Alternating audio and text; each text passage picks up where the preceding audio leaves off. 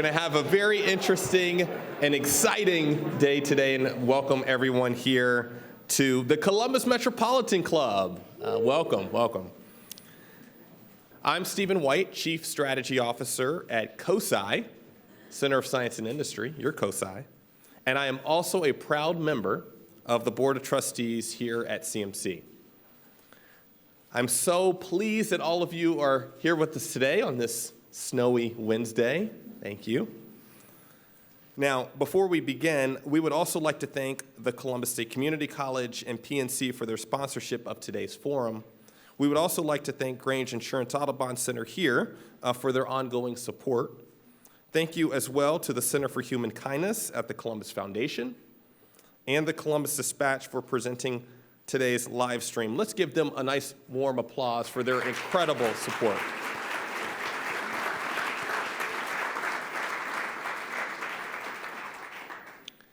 Now, few events in U.S. history have impacted education like the COVID-19 pandemic. The pandemic has erased years of student progress. Recently, the National Assessment of Educational Progress, known as the nation's report card, revealed losses in educational attainment across our nation. The biggest drop in math scores ever reported. Reading scores fell to their lowest levels since 1992. Today's panel will explore the damage done by the pandemic to education and the ways that we can close the COVID learning gap across our community and across Central Ohio. And now to introduce our panel, please welcome Alan Krause, today's sponsor, the Columbus State Community College. Alan, the podium is yours.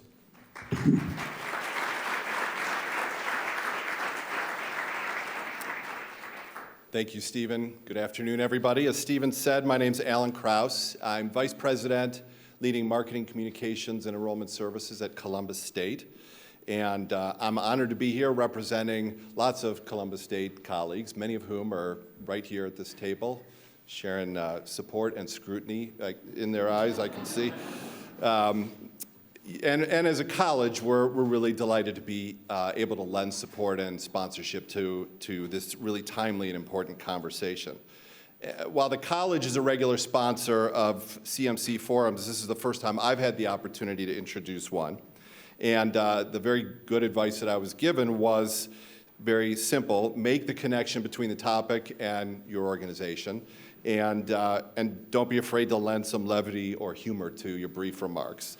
So we'll see how I do. The first part of that is easy. In this conversation today, we're going to bring the kind of learning loss headlines to life. And Stephen set it up well. We're going to be discussing decades worth of lost progress in math and reading among K-12 students. We'll discuss how this universally bad scenario has hit students of color and students from low-income families especially hard. And we're going to discuss how the students who could at least afford an academic setback fell furthest, making the big gap between high and low performers even bigger. So the students that we'll be discussing who are impacted by this are a match in many ways for the students at Columbus State. This past fall, among the 25,000, roughly 25 students, 25,000 students who enrolled at the college, nearly 12,000 are 19 or younger. So are caught up in this. Roughly 40% are students of color. Big percentages of our students are financially and academically needy. And so the profile of pandemic-stricken students looks a lot like the profile of Columbus State students. So for us, the need for this conversation is clear. The bad news is I could not find a way to round that corner with a funny take on the whole situation. And so, but the mic will be open later. If anybody has any good learning loss jokes, you'll have your opportunity. There is good news, though. This is a sold-out session. I'm told that has not happened every time, even in this environment. And I think that speaks to a collective understanding that we all have to be part of a solution here. I've seen a lot of great colleagues today from K-12 and higher ed environments who are here to help turn this around. A lot of employer partners who know that their future workforce talent pipeline depends on a solution to this problem. We were introduced twice to Mr. Mario Becerra. See, three people, and none of us could say your name right. Mario Becerra, but we're going to have you come up, I think. But you know, like Future Ready, at which Mario is new CEO, there are a lot of collective impact organizations represented here also want to be part of the solution. So we have the right people here, and the stage is set for a great conversation. And I'm pleased now to introduce the speakers who are going to lead us through it, who are here. And I'm going to mess up some names here, too, in all likelihood. But the first one is easy. Nearest me is Amy Gordon, who is Executive Director and CEO of Communities in Schools of Ohio. In the middle is Dr. Stefan Lavertu, Professor and Director of Doctoral Studies with the John Glenn College of Public Affairs at Ohio State University. And then furthest from me is Cheryl Ward, Vice President, Success by Third Grade of the United Way of Central Ohio. So welcome to them, and also welcome to our host, who will lead the conversation, Dr. Eric Karolak, who is CEO of Action for Children. Welcome, Eric, and all our panelists.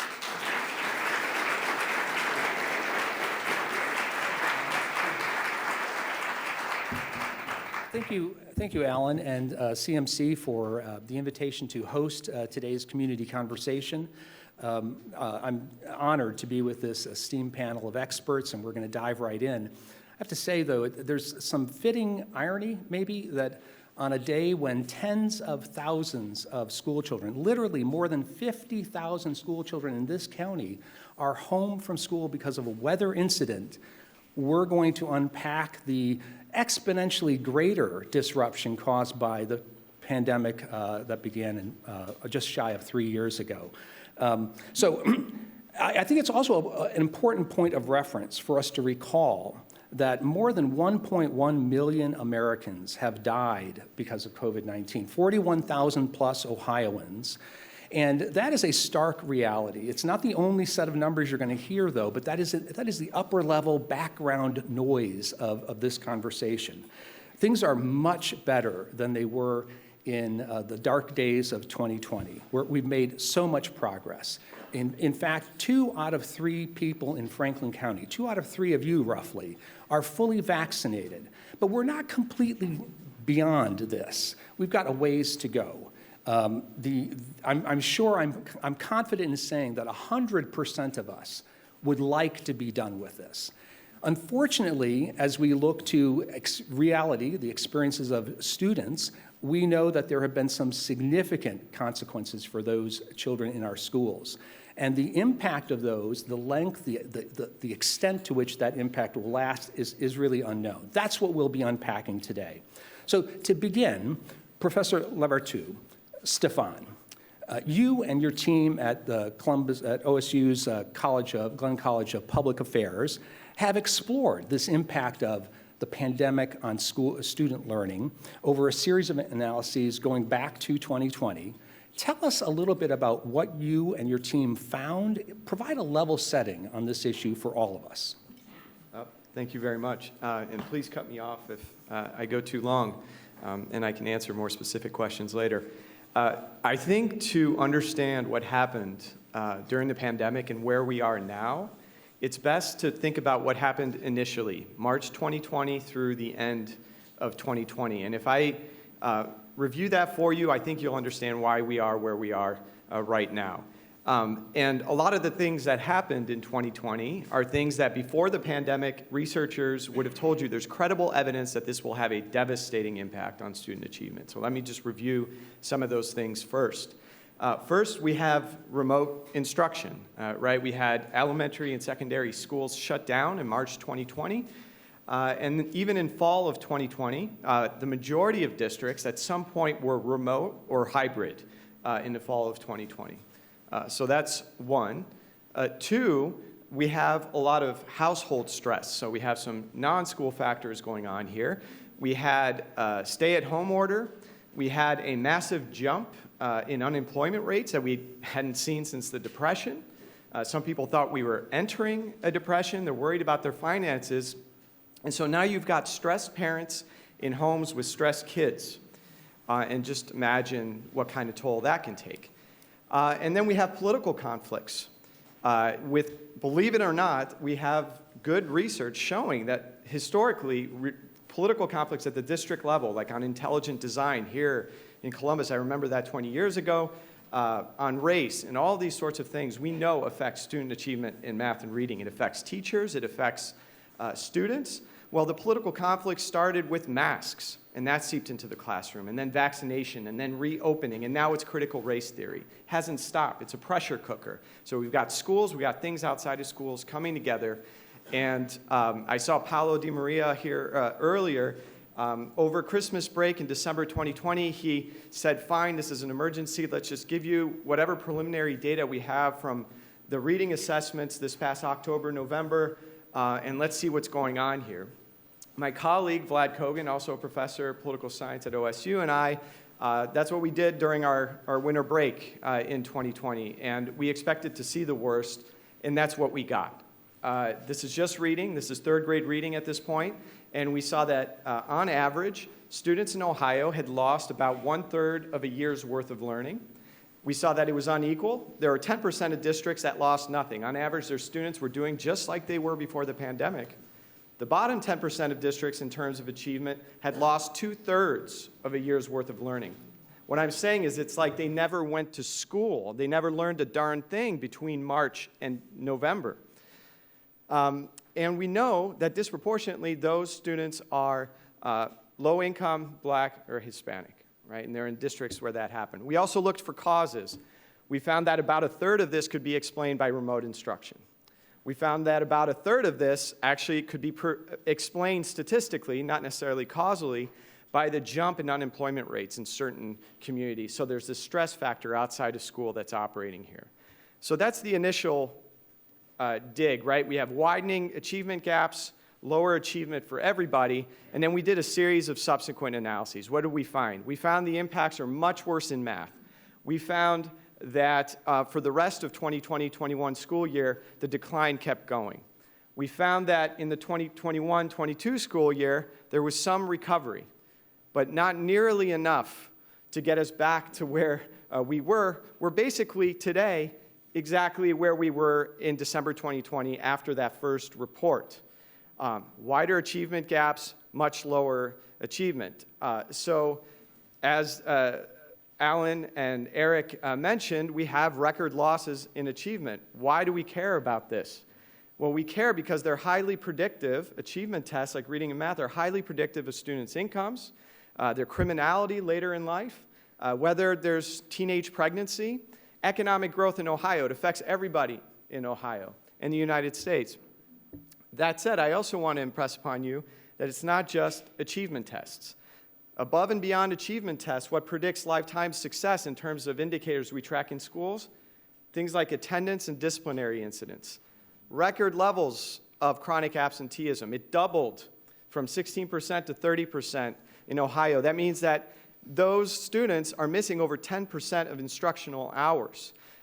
In Columbus City Schools, we're above 70% chronic absenteeism, I think, in 2022. That's incredible. That's incredible. And again, don't forget, kids coming into school are not the same. We see neuroscientists are finding that their brains have aged differently, that they show more aging in areas of the brain associated with anxiety, and they come in with less vocabulary skills. So that initial dip, it looks like we're back on track to learning as we did before, roughly, but we haven't closed those gaps from 2020. Wow, sobering. Ms. Ward, Cheryl, you were with a school district in 2020, and you saw it from the inside. And Ms. Gordon, Amy, you and your organization have stayed with schools as they shut down, as they reopened. Tell us something about the experience on the ground that Stefan gave us the overlay to. What was the human experience of that time period? I'll start, Eric, thank you. I remember that day very vividly. We were in a team meeting, and we started getting text that Governor DeWine was going to issue an order to close schools. And immediately, the essence in the room was, what is getting ready to happen? What is happening? There was nowhere to put what we were getting ready to do. And now in the meantime, and some of you all, as we're talking, may have memories of this time, because simultaneously to our role in education, people were on their way to the grocery store to buy out whatever it was to be able to prepare for whatever we were getting ready to go through, that nobody had an idea of what was getting ready to happen. But what I remember very distinctly is in our district, we had amazing district leaders who came together in a large room trying to figure out how we were going to pivot, what pivoting might look like. In the meantime, not being sure. So coming together with everyone, having conversations, trying to draw plans, bringing back together, trying to figure out what did it mean, how were we going to make this communication to the parents, what did that look like? You have parents, you have teachers, you have people who are giving their all and trying to figure out how to support students, and they are also simultaneously dealing with their own students in their own household, and what is this going to look like, and how is this going to affect, and putting our best foot forward to create online resources, to create social emotional supports, linking with our community providers, with all of our districts, bringing them to the table to say, what can you do? How can you help? How do we organize this and package this in a way that's going to at least make half of a sense in the process? And then I remember seeing us kind of coming together and really building a plane as we were trying to figure out what was happening and what was going on, having a release. We then had to be to home. And then the next part of that conversation was as we were returning. And Stefan, you bring up a wonderful point about masks and the mask policies and what did that look like, and districts having to make a decision around, do we stay remote? Do we do blended? How do we figure out blended? If kids are going in 2 days, and if they're home 3 days, how do the teachers, how are administrators, how are people going to manage this work? And then you have parents who are trying to figure out, well, if my child has to stay home and I still have to go to work, exactly how does that function?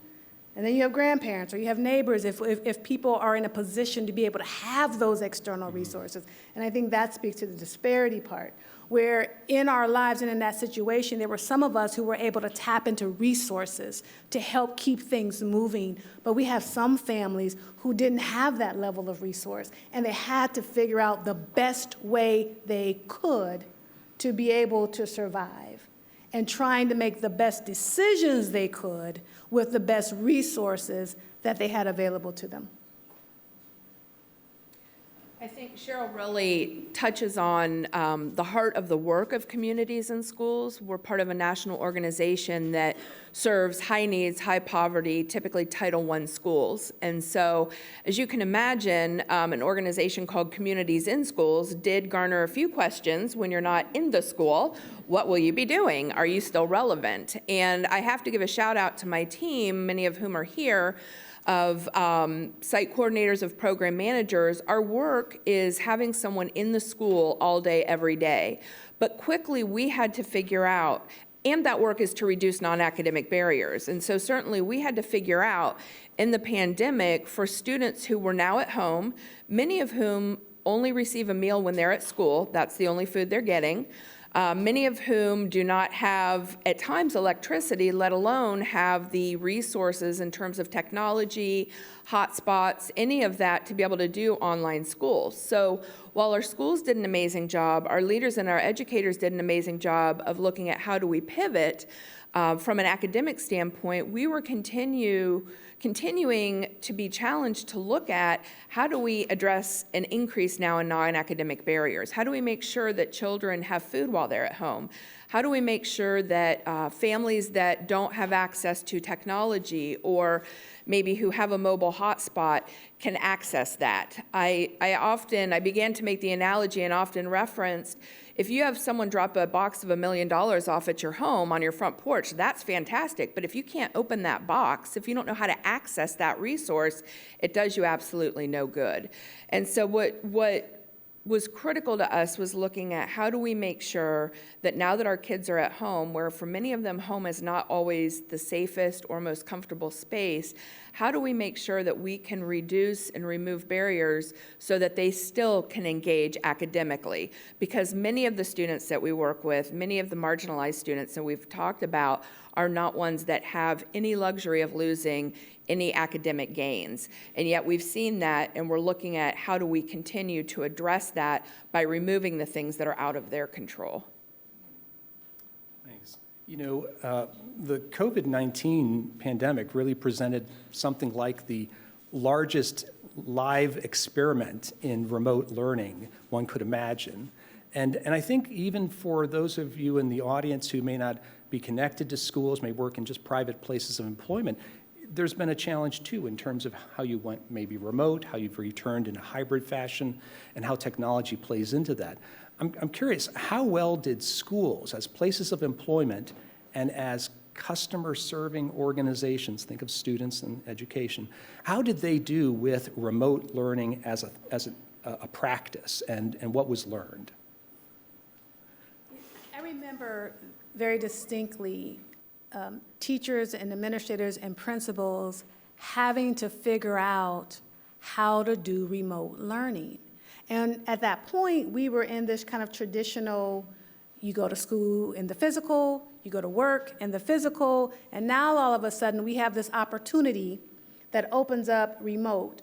I remember we went through several renditions of a WebEx and Zoom and all those companies who now all of a sudden, who were trying to sell products in a different way, had a plethora of people trying to access them, and it changed the landscape. Simultaneously, you have people doing crash courses, and how do you do remote? How in the world am I supposed to get 16 young people in kindergarten or first grade on the Zoom call to manage them, and what does that look like? Does that look like my traditional time? Do we have 20 minutes? And I remember this as a parent, because I have a 16-year-old thinking, how much time are you going to be on the computer? What is this going to look like? How is this folding out? And so I honestly think that for what was given, districts tried to pivot as best they could. I do think it showed a gap in our ability to stay current with how we are educating. What are the tools that are available? And for us, you know, when you're an educator, oftentimes you're used to what you're doing. And so to be exposed to something new is not always one that you take graciously. But the situation created the crash course, right? So it was we got to do this. But the beauty in how people really tried to dig in and do this and figure it out. And so I do think moving forward, there are some lessons learned in this process and some pretty amazing opportunities, because I could ask everyone in this room, how many of you all still Zoom, WebEx, Teams? And now it is probably the more prevalent mode of process. And so sometimes these crises create the opportunity for us to rethink and to level set how we are functioning and how we are moving, and quite honestly, revisit lessons learned. Do I think in districts, certainly in the district that I came from, there were lessons learned. And I think that a part of growth and a part of leadership is to be honest about the lessons learned, to not allow them to intimidate us, but to come to the table and have some honest conversation about how did it work, where are the opportunities for growth, and how do we teach that? Because in education, our job is to create young people who can know how to handle the world, adjust in a crisis, figure out what we need to do to make it better, and then advance. And so we have a responsibility to model that process. I'm curious, all those kids right now today who are at home, how many of them are actually engaging in remote education? Because can you raise your hand if you have a child who stayed home from school today who's actually learning anything? Oh. So, you know, part of success in life, and my philosophy is that you have to make the layups. And today, you know, a test of whether we learned anything, today's a test, right? And we missed this layup, is my view. And my other concern about remote instruction is that even if you do it perfectly, Everyone's got a computer. Everyone's got a quiet room to work in, and all that stuff. We still know from higher education, where you have kids at Northwestern University who are decided to take remote classes from their dorm, that there's some kids that'll do just fine, or some young adults that will do just fine, but there's some people who will not. Even when it's designed well and everyone has everything that they need to do it, you still will have an expansion of gaps. Kids need time management skills. They need support at home. This is what we call co-production in public affairs. Education is not just the teacher on one end, right? So I'm very suspicious. I love that I can Zoom. I love that we have this technology. Maybe it'll help people be more organized in districts to use some of these platforms. It helps me at OSU. But let's not forget the fundamentals here. If you have a kid in your classroom, they're there, you're engaging with them, you're picking up all sorts of signals, that's how you ensure that learning gaps don't expand. That's my opinion. And I think just to follow up on that, again, we talk about when our children are at home and whether, they're engaged in remote learning and whether they're learning when they're online. Again, and my passion and my heart are for the kids that don't have many of those opportunities or don't have that luxury of a quiet room or being somewhere that is a safe space for them. And I recall a story not too long ago of a second grader who was on Zoom, was in a Zoom classroom, and said to the teacher, I have to go, I have to get my baby brother. And now second grade, 7-year-old. And the teacher said, well, that's okay, your mom can get him. And he said, no, I have to go get my baby brother. And the teacher said, well, can't your mom? And he said, my mom's at work, I'm the only one here.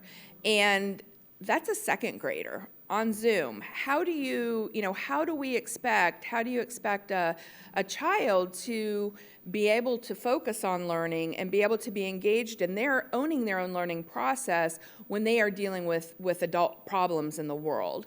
And so, again, I look at the learning loss that has existed. I was listening to an NPR podcast recently, and they were talking about the difference in some of our basically the higher need schools, higher poverty schools lost about 22 total weeks of anything in class, whereas by comparison, our better resourced or our higher income areas, a lot of those students were about 13 weeks, and some of them many less than that. And just, as Stefan referred to, the gap and the difference in that learning loss was really critical among our students who are facing a lot of barriers that go beyond what they're facing in the classroom or what they're facing in having the learning loss. And to take that, I think, the critical conversation with that is looking at how do we address and begin to reduce those barriers now. And certainly in the pandemic, one of the other really, I think, large benefits were the number of organizations, the number of businesses, teachers, schools, administrators that came together to work collaboratively. And I think that a lot of silos that existed began to break down during that time, which was really critical because the needs are great no matter where you are. I had a daughter who was a junior in 2020 and graduated in 21, so she missed the large majority of her time. And I looked at her, stable family, plenty of food, plenty of resources, but she really struggled with depression at times. I mean, the mental health impact on our students was huge. And so I think that while we need to look critically at the learning loss and how we mitigate that and how we continue to support them, we have to continue to look at how we collaborate, how we come together, how we work in tandem to address all of the areas that impact our children, from mental health to basic resources to security to all of those different pieces, and make sure that as we're moving forward in a time where we're wanting to make up learning loss and we're needing to catch up, that we are still looking comprehensively at the whole child and all the things that impact them on a daily basis. That's a perfect segue. It's so tempting to go into analysis paralysis and just go deeper into the details of what the problem looks like, the understanding the supportive services that schools provide on top of schools being a place for learning, reading and math and so on. But let's turn, as you're suggesting, to looking ahead. What can we do in terms of making change? Cheryl, the United Way has recently launched this new, bold initiative, Success by Third Grade. Is the timing of that at all connected to the pandemic? Would it have happened anyhow? And how does the work of the initiative relate to the situation schools and students find themselves in? Certainly. So the United West Central Ohio began this process of taking a look at disparities. And a part of our vision and our mission as an organization is to be able to look at the community and be able to identify where are opportunities to be able to address so that every young person has the right to believe in possibilities. And in that right includes basic needs and includes student success. And so in the wisdom of our CEO and our board, as we began to take a look and a shift of how are we addressing the needs in the community, we look to what we call collective impact. And this idea of collective impact and a collective impact model is being able to identify a shared vision of how we are going to tackle and work together to create change. And so Success by Third Grade is really a movement that centers around every young person in grades K through 3 has the opportunity to be on a pathway to success. And that pathway we identify in 3 areas, and we work together with coalitions of school districts who accepted our invitation to join in the work. And in that is a recognition of child well-being, feeling safe and supported, and home and family stability. And if we are collectively working together, leveraging the resources that we have in this community, and aligning ourselves, saying we are all going to be committed, that every young person, grades K through 3, has the opportunity to be successful. How do you bring your expertise to the table? How are we leveraging? And how are we recognizing that we all have skin in this game? As Amy and Stefan were talking, there were a couple of words that came to mind that I think is reflective of the United Way, and that is the word of us and together. The pandemic created a situation where there is not an other. You know, sometimes we hear information, we listen to the news, and we go other, right? That is affecting somebody else. But I would imagine if we took a poll, you all are connected in some kind of way around COVID-19, around education, around the impact of those who have access and those who don't have access, and utilize your resources to be able to do that. And so in our work, we are working with 7 school districts currently to be able to create systems and infrastructures that maximize what they have, but that bring the right people to the table in the community and be able to work with and to be able to remove barriers. Because at the end of the day, every young person ought to have a right to dream of whatever possibilities that they want to have without having to wonder if it's possible, do I have access? And I think that is a charge for us as a community, that when we are working and putting ourselves in position to be better, that we understand the only better we can be is if we're helping somebody else become that better, giving somebody else the opportunity to recognize it can be done. There are things to put in place. There are disparities, certainly, we need to take a look at. There are dynamics in our community that we really have to make some true decisions to deal with, to wrestle with, and to make happen. We'll be turning to questions from the audience shortly, both in-person attendees in just a few minutes and those who are watching live through the live stream. If you're here in the room, please make your way to the microphone at the back. If you're watching online, the chat feature is really being monitored. Please note your question there. But before we take questions from the audience, we want to offer the panel one last question. And so if you would, imagine you are in a room full of community leaders. Imagine you are in a room full of elected officials. The state legislature is here this morning, or the school board, the county commissioners, city council, and so forth. If you have a room full of elected officials, what do you want them to know about this issue, about what needs to be done?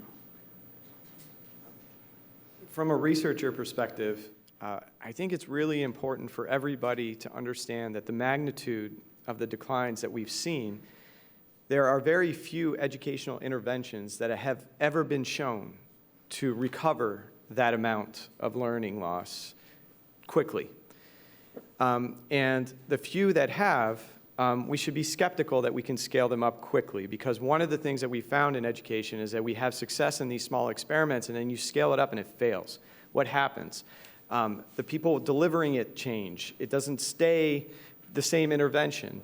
Well, the one intervention that people had a lot of faith in or hope in that could help us recover from this, the one hope, it seemed, was tutoring. Intensive one-on-one tutoring. We know that can work. But what we've done with the money that we've gotten for tutoring is we've created programs that are not exactly one-on-one, that are virtual, we just talked about this, and that are opt-in. When you make things opt-in, virtual, and then you're replicating the exact situation that's gotten us here, right? And so I understand the need for tutoring. I understand wanting to get this all done quickly, but it took 30 years. You mentioned, I think, Stephen, it took 30 years to make those gains that he talked about in English language arts on the NAEP test. 30 years.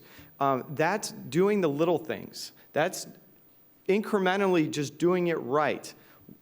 We know that instructional hours is when people learn things. Days like today, don't lose them. Make sure that we don't have 70% chronic absenteeism rates. And I know it's not up to teachers whether their students show up. They're part of the equation, maybe because they make things fun or they connect with the students. But folks like Amy and Cheryl can do things in the community that will help make sure kids get to school. Make the layups, stay the course, focus on the basics, and eventually you'll get there. But when you're trying to spend $450 million in relief money like Columbus City Schools is in 3 years, you can't, look, we got to moderate our expectations a little bit, even though there's a lot of pressure to get everything back right away. So I'd like to make a distinction between what I would say to a room full of legislators and what I'm thinking I might say. What I would like to say would be stop placing blame, stop pointing the finger, and start looking at the solutions. Start looking at how we as a community can come together. Again, our organization is Communities in Schools because our mission is to surround students with a community of support. There is no one person, there is no one teacher, no one district, superintendent, there is not any one entity that is going to solve this issue with our students that's going to be the magic answer for how do we address learning loss, how do we remove barriers. It takes us working together. It takes the community coming into the school, it takes the conversations, it takes the collective impact work. You know, we're proudly supported by United Way. We work collectively with many organizations that are represented in this room, many businesses, but our children need people that are looking for solutions and working together and looking to remove barriers, not add our own agendas or our own challenges to the problems or the challenges that they're facing. And so I think, you know, at the end of the day, it really is a matter of how do we lock arms? How do we look at our community, whether locally, statewide, all of that, and find ways that we can have the funding, have the resources, have the human connection, and make it about the kids and make it about reducing and removing many of the things that are out of their control so that they can stay in school, they can come to school, stay in school, and be successful academically.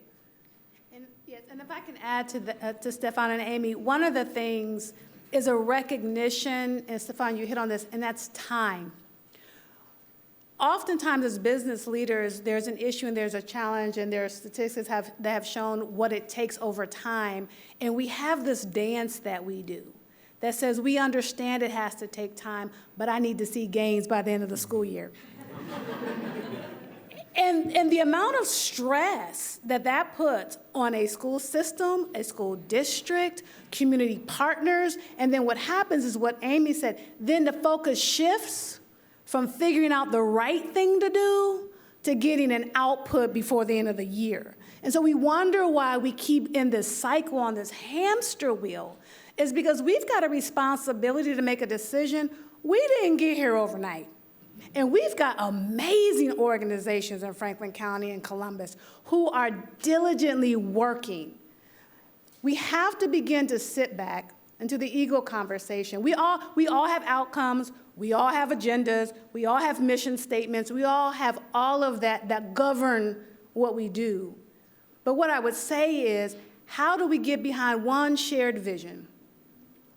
And for United Way, it is around how are we ensuring that our young people from K through 3 are successful, that we create this pathway, because then, and we haven't really even talked about our early childhood. We didn't get to that. Wait. And so a part of that is recognizing, even in our counterparts, Celebrate One, Future Ready, Action for Children, that we are coming together to say, how do we create the continuum?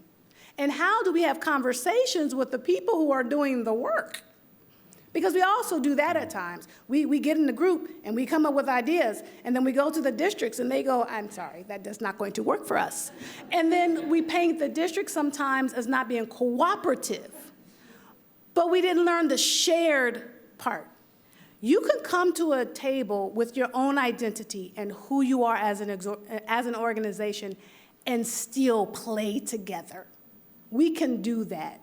We have to practice that muscle a little bit more if we want to work collectively with recognizing all the social determinants of health that are affecting our young people, all the dynamics, the disparities that occur within our city. Roll up our sleeves and let's figure out that, and let's reconnect to our own humanity, because we have it. We are a wonderful city. We are a wonderful state. Let's show. Awesome. Come together. Yeah.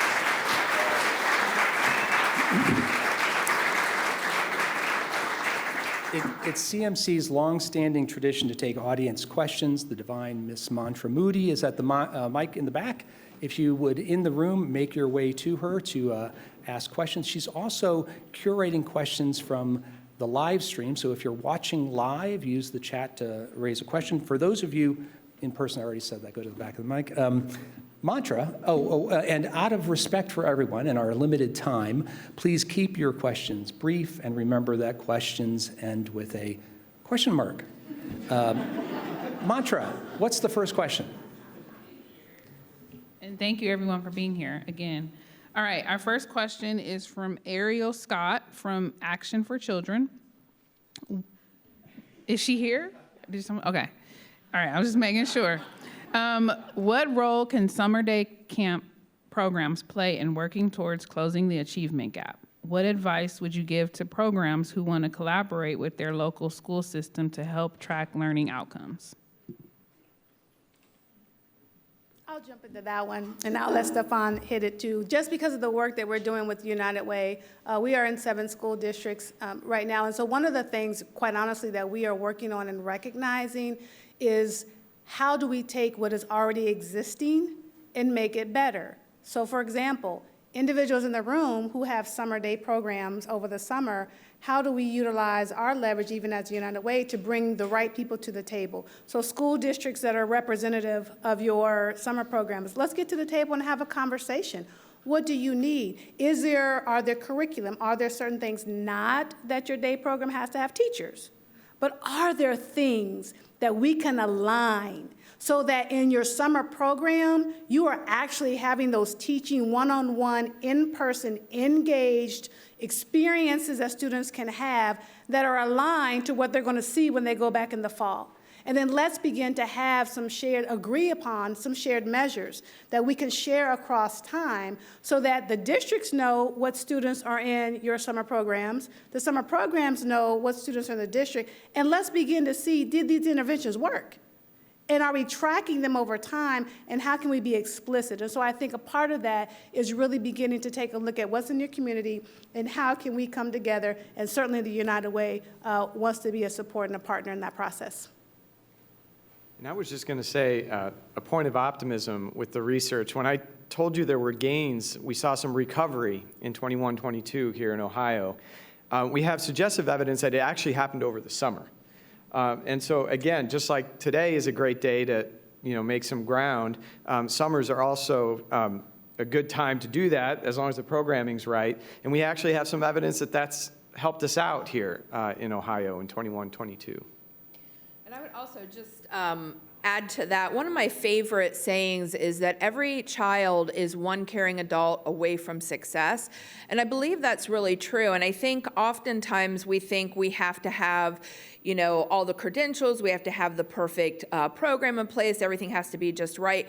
And while that is extremely important to have that, particularly in a summer day camp or after school setting or any of those, it is also very important who you have in place, that you have someone that is caring, that is committed, that is consistent in a young person's life, and making sure that that person is aware of the impact that they can have. You can have the best curriculum, you can have the best, you know, summer program, you can have the best of everything in terms of what is aesthetically pleasing or what is around a student in terms of activities.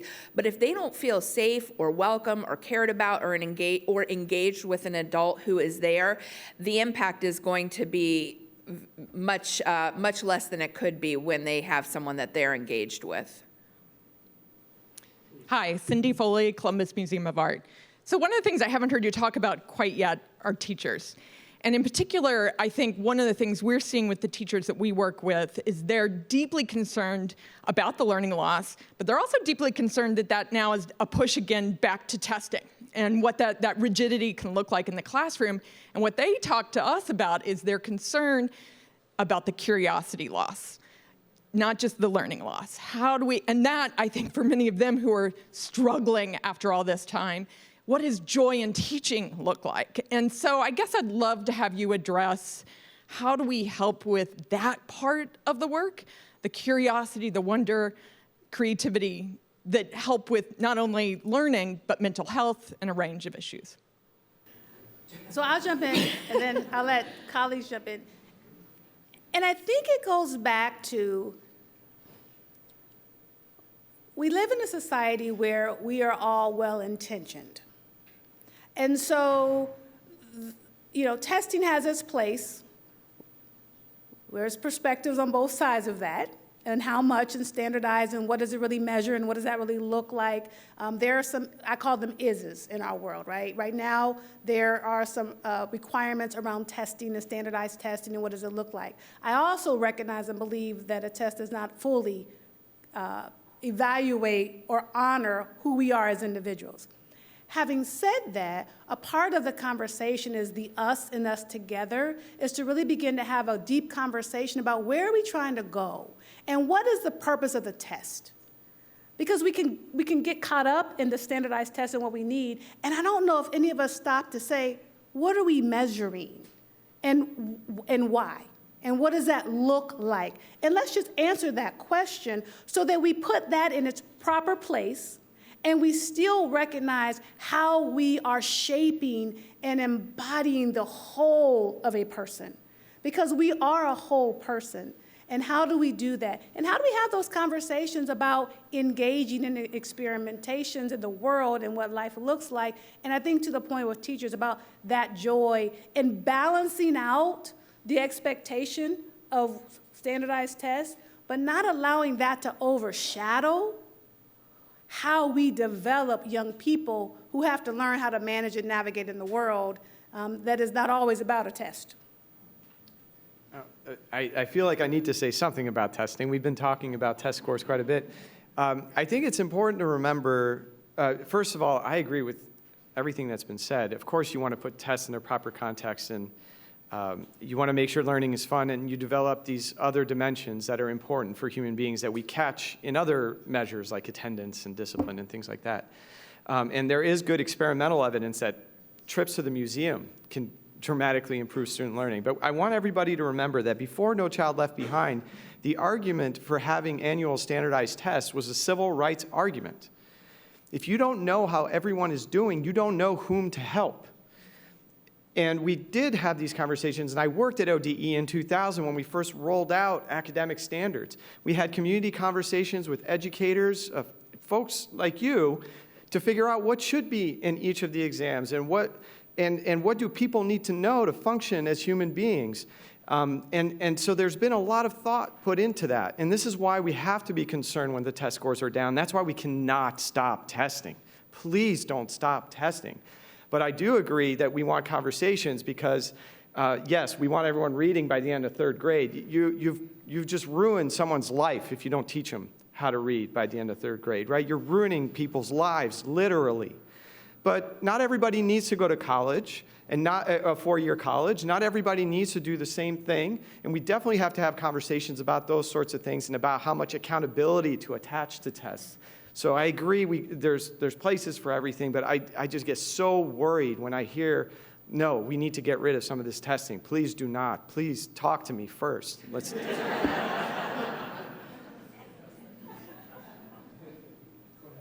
How you doing? My name is Montez Mickens. I own MJ Photography and Videography, but I'm not here as a business owner today.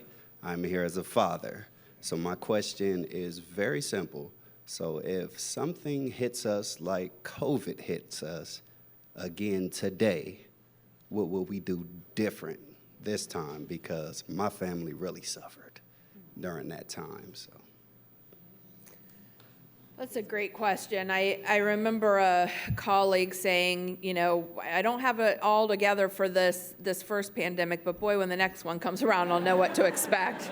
And I'm not sure necessarily that there is a clear answer. I mean, we know obviously a lot more now. We know, you know, what needs to be done differently and what could be done differently. But I think, again, there's just not a clear answer on that beyond making sure that the resources and the planning exist to the extent that they can. I mean, there were things with, you know, to the point of students being at home and not having access to technology. I mean, I think now most districts have made sure that all students have technology in their hands, but we still need to make sure that it doesn't just end there. How do we do a better job of looking at supporting our teachers in that? You know, back to the question about the teachers, we've got to be able to support our teachers as well, their mental health and their well-being, because how do we expect them to show up and help our students if we're not understanding and supporting them in this process as well? So,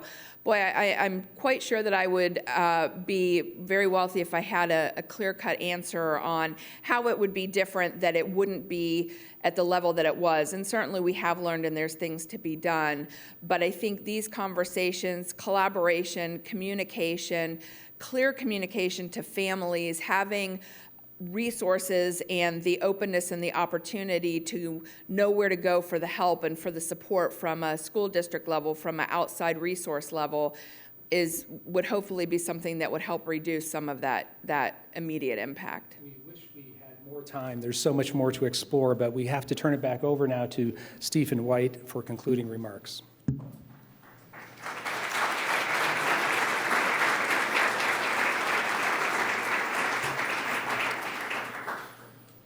Wow.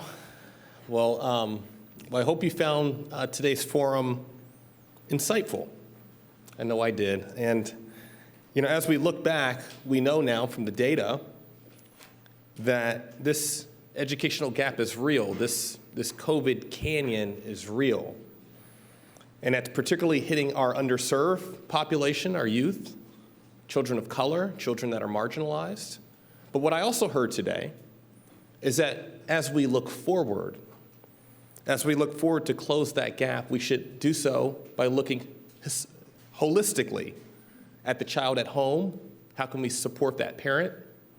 At school, how can we support those educators and those facilitators? And also in the community, each of us has a role in this idea of collective impact, the model that we can all work on this together, and that it will not happen overnight, but rather over time, we can make it happen. So as you leave here today, I challenge each and every one of us from what we've heard, ask yourself, what are you doing? What are you doing to support our children and to support our community overcome this COVID canyon through the lens and the power of partnerships? So thank you for today's forum speakers, Columbus State Community College and PNC. Thank you as well to the Grange Insurance Audubon Center for its support. Thank you to our virtual seat patrons and to the Center for Human Kindness at the Columbus Foundation and the Columbus Dispatch for supporting today's live stream. And a special appreciation today to our speakers, Amy Gordon, Stefan Lavertu, Cheryl Ward, and our hosts, Eric, thank you so much. Let's give them a round of applause.